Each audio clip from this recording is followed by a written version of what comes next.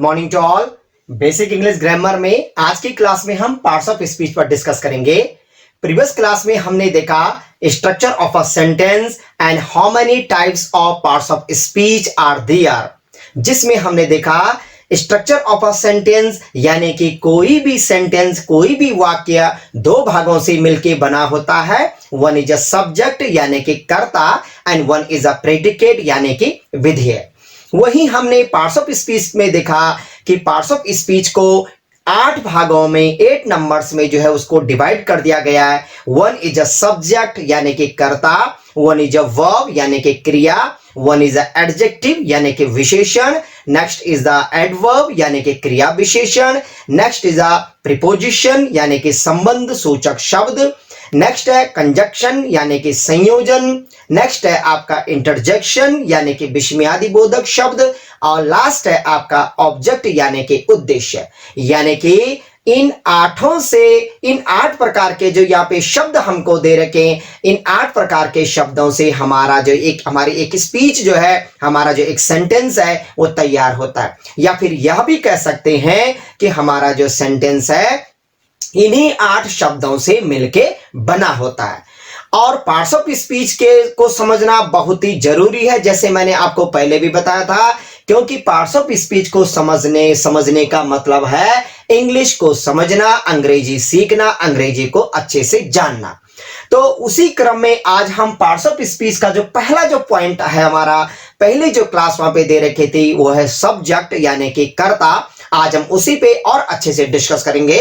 तो देखते हैं हम कि हमारे सेंटेंस के भीतर जो ये सब्जेक्ट है, जो ये कर्ता है, आखिर ये किसे कहते हैं, how can we identify it, हम उसको कैसे पहचानेंगे कि ये हमारा सब्जेक्ट है, जिससे कि ग्रामर के नियमों के अनुसार हम उस सब्जेक्ट को सही जगह पे लगाएं और हमारा जो ट्रांसलेशन हो वो बिल्कुल सही हो जाए। तो नाउ डेफिनेशन देखते हैं इसके। सब्जेक्ट यानी कि कर्ता लिखा है a word which acts as a subject means which is directly or indirectly responsible for any action in a sentence is called subject.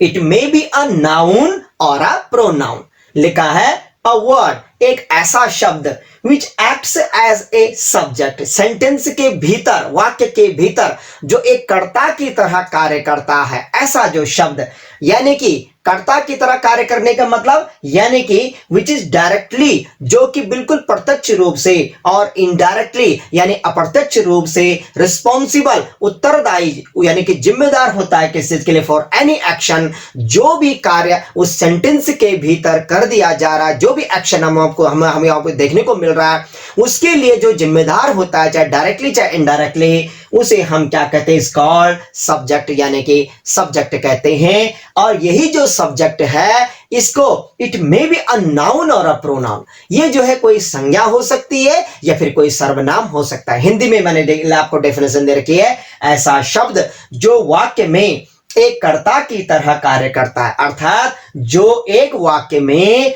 किसी भी कार्य, किसी भी वर्ब, किसी भी एक्शन के लिए डायरेक्टली प्रत्यक्ष या फिर इनडायरेक्टली अप्रत्यक्ष रूप से जो जिम्मेदार माना जाता है या समझा जाता है, उसे हम कर्ता कहते हैं। और यही जो कर्ता जो सब्जेक्ट है, ये आपका कोई नाउन या फिर कोई प्रोनाउन हो सकता है। यहां पर एक और चीज मैं आपको क्लियर करना चाहता हूं, मैंने यहां पे लिखा है कि विच इज डायरेक्टली और इनडायरेक्टली रिस्पॉन्सिबल। आगे जाकर के आपको एडवांस इंग्लिश, अभी तो हम बेसिक इंग्लिश में, एडवांस इंग्लिश में हमको देखने को मिलेगा कि किस तरह से एक्टिव वॉइस होता है, किस तरह से पैसिव वॉइस होता है। ये हमने शायद जो है क्लासेस में सुना भी होगा, 9th 10th 11th 12th में जो है ये चीज देखने को मिलती है। तो ऐसे सेंटेंसेस में जो एक्टिव होते हैं, एक्टिव के जो सेंटेंस माने जाते हैं, उनमें हमारा जो सब्जेक्ट है वो डायरेक्टली रिस्पॉन्सिबल होता है, लेकिन जो पैसिव वॉइस होता है उसमें हमारे सब्जेक्ट को इनडायरेक्टली रिस्पॉन्सिबल माना जाता है। लेकिन होता है सब्जेक्ट दोनों प्रकार के सेंटेंसेस में, ये नहीं कह सकते हैं कि पैसिव में कोई भी सब्जेक्ट नहीं है, राइट। तो इसलिए चाहे वो डायरेक्टली रिस्पॉन्सिबल माना जा रहा है, चाहे इनडायरेक्टली रिस्पॉन्सिबल माना जा रहा है, लेकिन कुल मिलाकर के जो किसी कार्य के लिए जिम्मेदार माना जा रहा है, ऐसा जो शब्द हमको देखने को मिल रहा है, उसे हम क्या कहते हैं, सब्जेक्ट कहते हैं, राइट।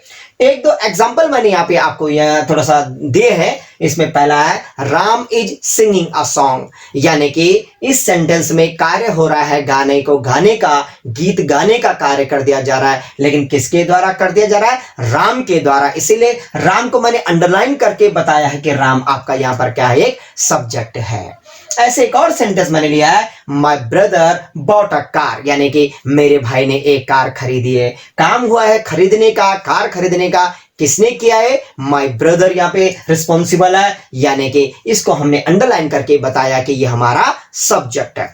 तीसरा मैंने थोड़ा सा चेंज किया है, यहाँ पर मैंने लिया है Shimla is a beautiful place, यानी कि शिमला जो एक जगह है वो बहुत ही सुंदर जगह है, बहुत ही सुंदर स्थान है। तो ऐसी जगह पर हम जो चर्चा कर रहे हैं वो किसकी है, शिमला की चर्चा कर रहे हैं, लेकिन ये स्थान है और ये पर्सन है। तो कुल मिलाकर के चाहे वो स्थान सूचक शब्द हो, चाहे वो पर्सन से संबंधित हो, लेकिन अगर वो एक सब्जेक्ट की तरह कार्य कर रहे हैं तो कहीं ना कहीं हम उनको अपने सेंटेंस में सब्जेक्ट का दर्जा देते हैं, क्योंकि सब्जेक्ट कहा गया है वो नाउन भी हो सकता है और प्रोनाउन भी हो सकता है। तो अब बात करते हैं कि आखिर ये नाउन और प्रोनाउन क्या होते हैं, क्योंकि नाउन के भी बहुत सारे टाइप आपको देखने को मिलते हैं। जैसे हमको पहले से थोड़ा बहुत हमको पता है कि नाउन किसी व्यक्ति, वस्तु, स्थान आदि के नाम को बोलते हैं, यानी कि अगर स्थान का नाम आ गया तब भी वो एक नाउन है, अगर किसी व्यक्ति का नाम आ गया तब भी वो एक नाउन है, किसी वस्तु की चर्चा, किसी वस्तु का नाम आ गया तब भी वो आपका क्या है, एक नाउन है। तो कुल मिलाकर के इनमें से अगर कोई भी शब्द आ रहा है तो चूंकि हमारा वो सब्जेक्ट बन जा रहा है, तो सब्जेक्ट को और अच्छे से समझने के लिए अब हम यहाँ पर नाउन और प्रोनाउन को समझेंगे, जिससे कि हमको और अच्छे से आइडेंटिफाई करना आ जाएगा कि हाँ इस सेंटेंस में ये हमारा सब्जेक्ट है और अब हम इसको इस जगह पर लगाएंगे, इस जगह पर इस्तेमाल करेंगे। एक और चीज मैं यहाँ पे आपकी थोड़ा सा जो कंफ्यूज है उसको दूर करने वाला हूं, मैंने यहाँ पे प्रोनाउन का भी इस्तेमाल किया है, यानी कि सर्वनाम। सामान्यतः बहुत सारे जगहों पे आपको ये देखने को मिलेगा कि जो हमारा प्रोनाउन है वो आपको ऑब्जेक्ट की तरह पर भी देखा जा रहा है, लेकिन यहाँ पर ध्यान रखिएगा कि जो प्रोनाउन हम सब्जेक्ट की तरह पर, सब्जेक्ट की जगह पर इस्तेमाल करते हैं, सब्जेक्ट के तौर से जिसको हम इस्तेमाल कर रहे हैं वो आपका सब्जेक्टिव प्रोनाउन होना चाहिए, ऑब्जेक्टिव प्रोनाउन नहीं होना चाहिए। ये और अच्छे से मैं आपको अभी बताने वाला हूं जब हम प्रोनाउन के डिस्कस करेंगे। तो नाउ अब हम जो है डिस्कस करते हैं, चर्चा करते हैं हम कि नाउन क्या होता है और प्रोनाउन क्या होता है। Let's discuss about the noun.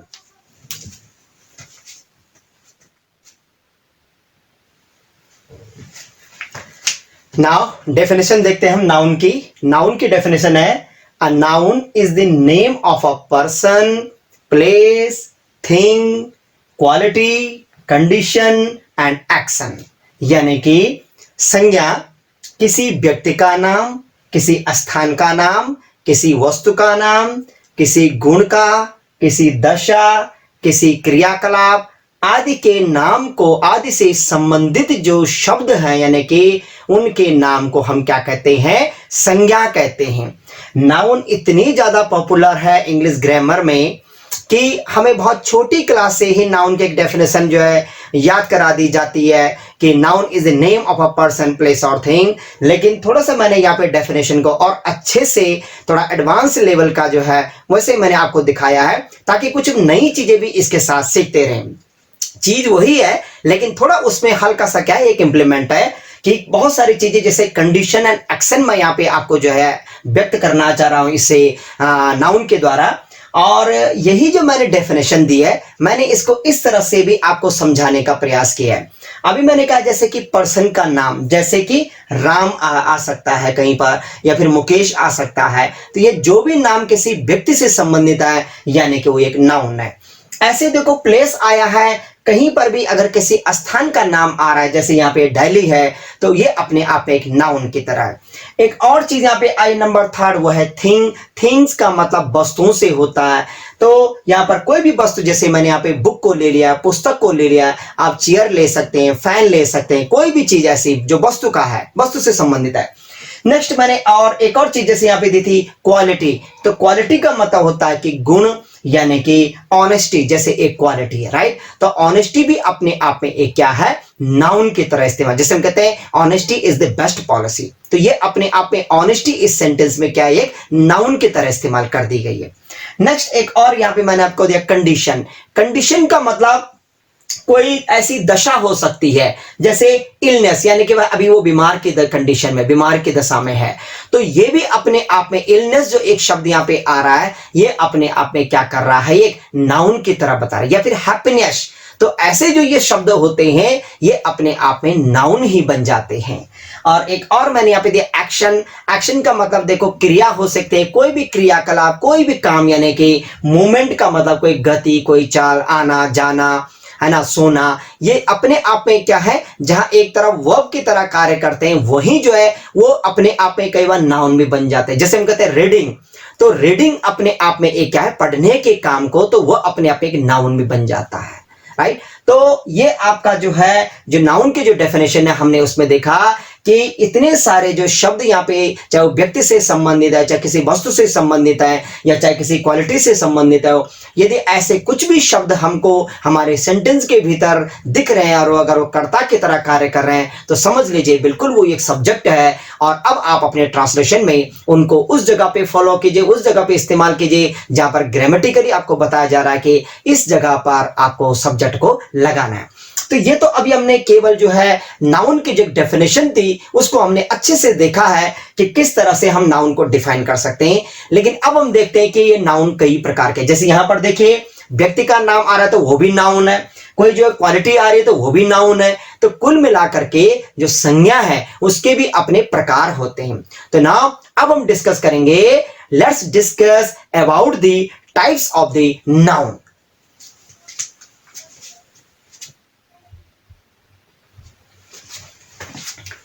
Now types of noun में हम देखते हैं, there are 5 types of noun which can be divided into 2 categories.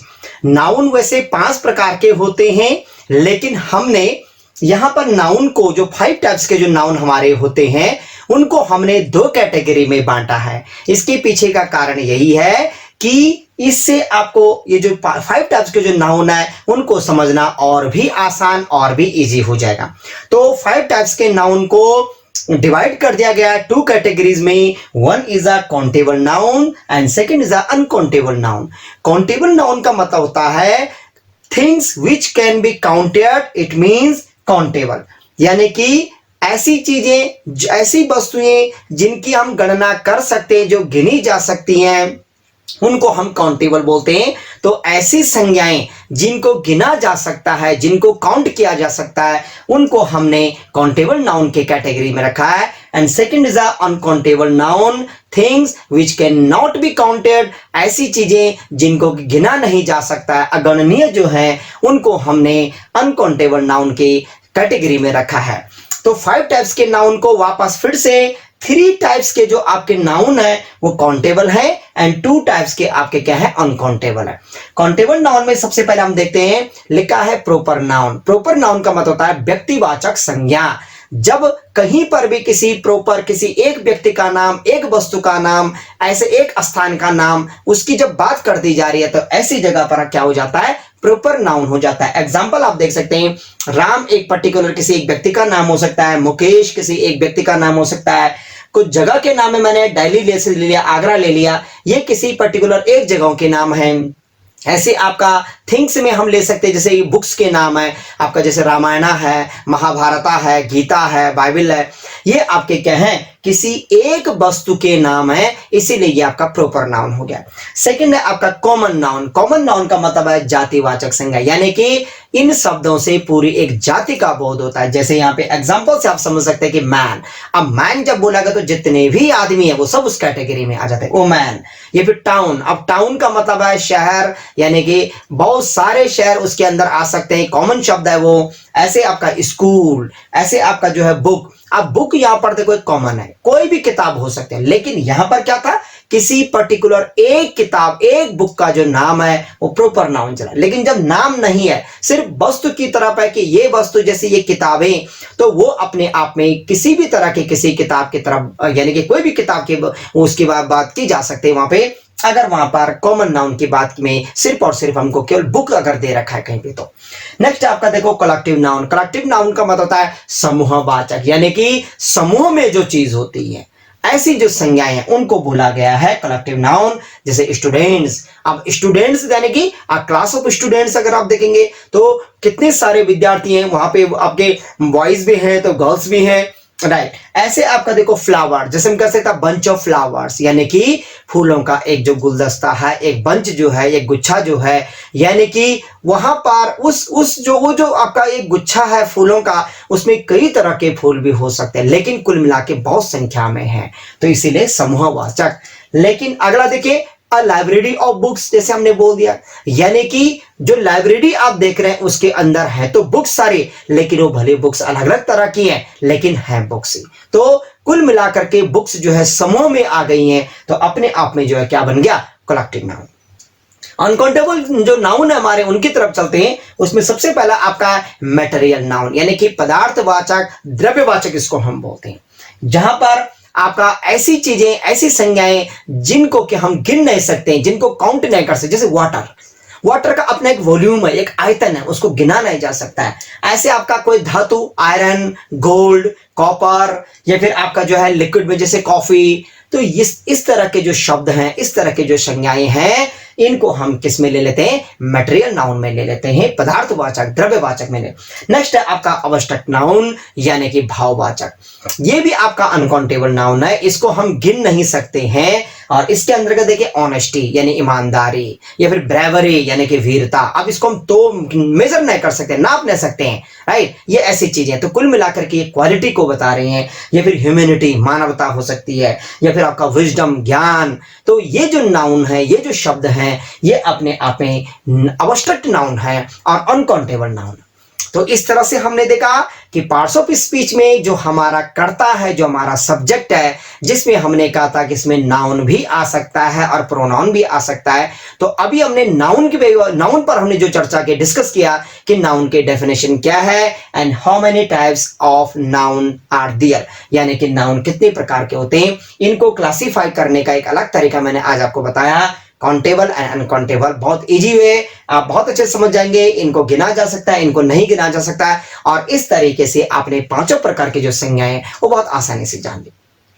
अब नेक्स्ट क्लास में हम जो देखेंगे कि हमारा जो सब्जेक्ट है उसमें आपका प्रोनाउन भी आता है, लेकिन मैंने कहा था कि सब्जेक्टिव प्रोनाउन आता है। तो नेक्स्ट क्लास में अब हम डिस्कस करेंगे कि जो प्रोनाउन है, जो सब्जेक्ट के तौर से हमारे सेंटेंस के अंदर इस्तेमाल कर दिए जाते हैं, किसे कहते हैं, कितने प्रकार के होते हैं, और कैसे हम इनको आइडेंटिफाई करें, राइट। तो आज की क्लास को हम यहीं पे समाप्त करते हैं। साथ ही साथ आप जितनी भी क्लासेस आप यहाँ पे ले रहे हैं, जितनी भी वीडियोस आप यहाँ पे देख रहे हैं, उनको आप टाइम टू टाइम आप रिवीजन करते रहो, प्रैक्टिस आप करते रहेंगे। साथ ही साथ आप वीडियो को लाइक कीजिए, शेयर करते रहिए, और जिन्होंने अभी तक चैनल को सब्सक्राइब नहीं किया है, मैं रिक्वेस्ट करता हूं कि आप चैनल को सब्सक्राइब जरूर कीजिए, बेल आइकन को प्रेस कीजिए, जिससे कि आपको जैसे जैसे मेरी वीडियोस आ रही हैं आपको उसका नोटिफिकेशन टाइम टू टाइम मिलता रहेगा, और हर क्लास आप जो है आसानी से जो है ऑनलाइन में भी आप स्टडी कर सकते हैं इसकी, राइट। तो आज की क्लास को हम ये भी समाप्त करते हैं। नेक्स्ट क्लास में मेरे साथ बने रहिए। Thank you so much, thanks for today.